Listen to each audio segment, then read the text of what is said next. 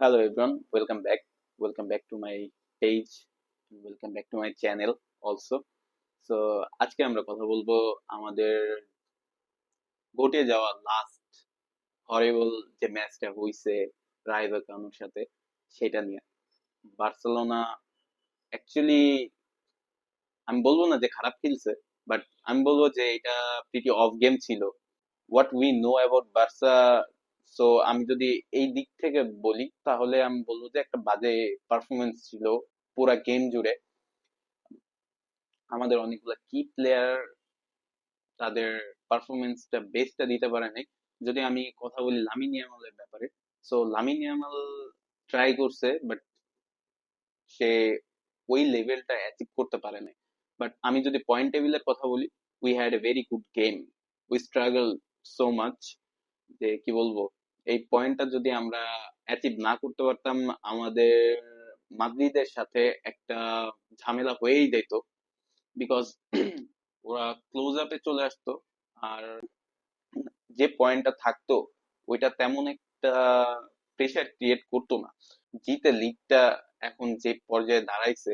So এইটা cover up করা মাদ্রিদের জন্য অনেকটা কষ্টকর হয়ে যাবে, কারণ সামনে এল ক্লাসিকো আছে। যদি এল ক্লাসিকোতে যদি একটা মেস আপ হয়ে যায় বার্সার সাথে, সেই ক্ষেত্রে মাদ্রিদ আমাদের ক্যাচ করতে পারে বা টেবিলে ব্যাক করতে পারে তাদের ফার্স্ট পজিশনে। বাট আফটার রায় ভাইকানো যে ম্যাচটা, সেইটায় আমরা যে পয়েন্টটা পাইছি, এই পয়েন্টটার জন্য হইতে পারে তাদের জন্য এটা একটু হার্ড ওয়ার্কিং হয়ে যাবে।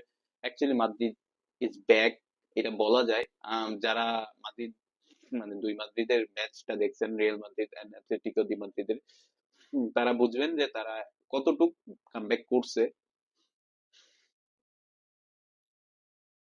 আমি যদি বলি, we use to know actually this Madrid, এদের যে ফর্মটা এত অফ অফ অন যাচ্ছে, বাট রিসেন্টলি দুই তিনটা গেমে আমরা কিন্তু তাদের পারফরমেন্স আগের মতো দেখতেছি। যতটা অ্যাগ্রেসিভ এন্ড হাই ইন্টেন্সিভ খেলা খেলতো মাদ্রিদ, সেই জিনিসগুলো রিসেন্টলি দেখা যাইতেছে। যদি আপনি মাদ্রিদের সাথে অ্যাটলেটিকো মাদ্রিদের যে ম্যাচটা দেখে থাকেন, তাহলে আপনি বুঝতে পারবেন যে তারা কতটুকু অ্যাগ্রেসিভ ও ইন্টেন্সিভ হিসেবে খেলছে। তারাও চায় যে লা লিগা টাইটেলটা তাদের নামে নিতে। সো এইটাই গেম। এর জন্য আমি বলবো যে আমাদের আমরা যদি ওই পারফরমেন্স অনুযায়ী আমাদের পারফরমেন্স কম্পেয়ার করি, যেমন মাদ্রিদের পারফরমেন্স লাস্ট গেম এন্ড আমাদের যে পারফরমেন্স লাস্ট গেমে, এটা যদি আমি কম্পেয়ার করি তাহলে বলতে পারবো যে Madrid had a very good game, and ওই দিক থেকে আমরা একদম পিছায় আছি আর একদম অফ ছিলাম ওই দিন। আমাদের প্লেয়াররা খারাপ খেলছে বলবো না, তারা স্ট্রাগল করছে। যেমন লামিন ইয়ামাল চেষ্টা করছে, পারে নাই। যেমন লেভানডস্কি স্টিল ডিবক্সের ভিতরেই দাঁড়িয়ে ছিল। আমি ওর কোনো মুভমেন্ট দেখি নাই। ও চিন্তা ভাবনা করছিল যে ওর কাছে বল আসবে, ও জাস্ট স্কোর করবে। অ্যাকচুয়ালি ভাই এমনি তো হয় না, তাই না? এইভাবে সম্ভব না। সো রাফিনিয়া ভালো খেলছে। Bernal had a very good game, because বার্নালের কিছু পাসিং অনেক জোর ছিল, পার্সোনালি আমার ভালো লাগছে। এবং ফার্মিনের জায়গা থেকে অনেক ভালো খেলছে। লাস্ট ম্যাচে ফার্মিন অনেক ভালো খেলছে। যেই ফার্মিনকে উঠাই নেওয়া হয়েছে, অলমোকে ইনপুট করা হয়েছে, তখন থেকে একটু ম্যাচ ডাউন হতে শুরু করছে।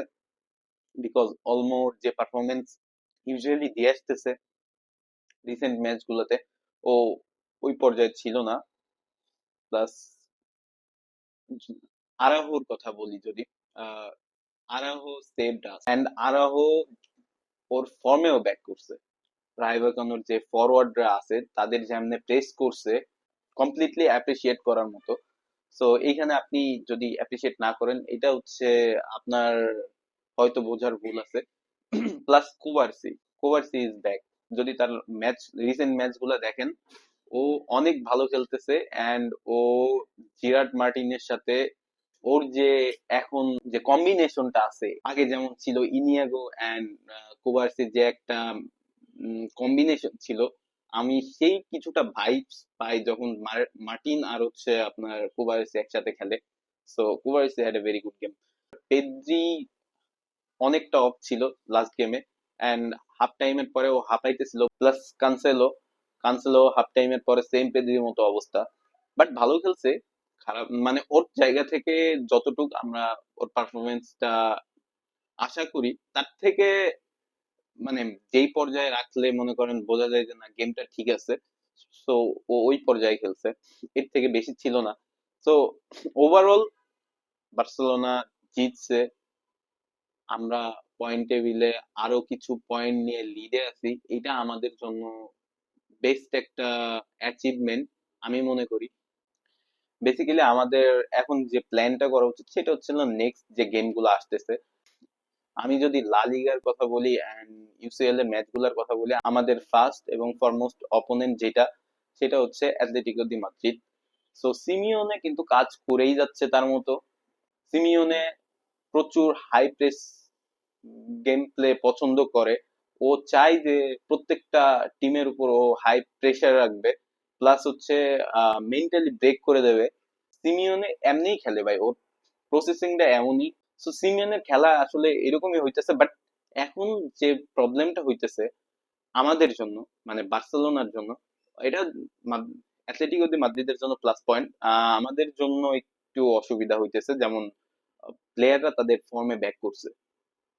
আমি যদি জুলিয়ান আলভারেজের কথা বলি, গ্রিজম্যানের কথা বলি, আদার্স যে প্লেয়ার গুলো আছে ওরা অনেক ভালো খেলতেছে। এই জিনিসটা কখন বুঝতে পারবেন, এটা যখন আপনি মাদ্রিদের লাস্ট গেমের যে রিভিউটা, সেই সময় আপনি বুঝতে পারবেন যে অ্যাকচুয়ালি ওরা কতটা ভালো খেলছে।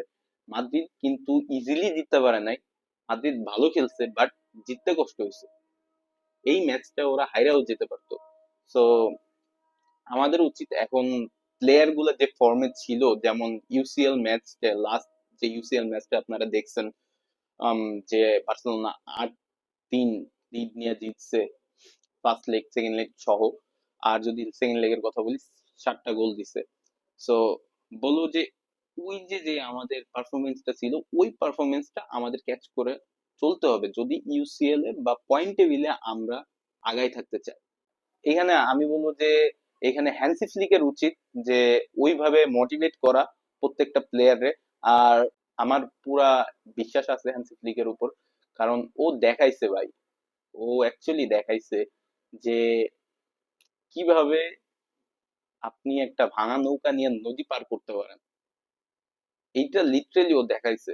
সো এইটুক ট্রাস্ট না, আমার ফুল ট্রাস্ট হ্যান্সি ফ্লিকের উপর আছে। এন্ড লেটস সি, দেখা যাক কি হয়, হ্যান্সি ফ্লিক কি করে তার পোলাপান টিম নিয়ে। ইউরোপের সব থেকে youngest team right now is Barcelona.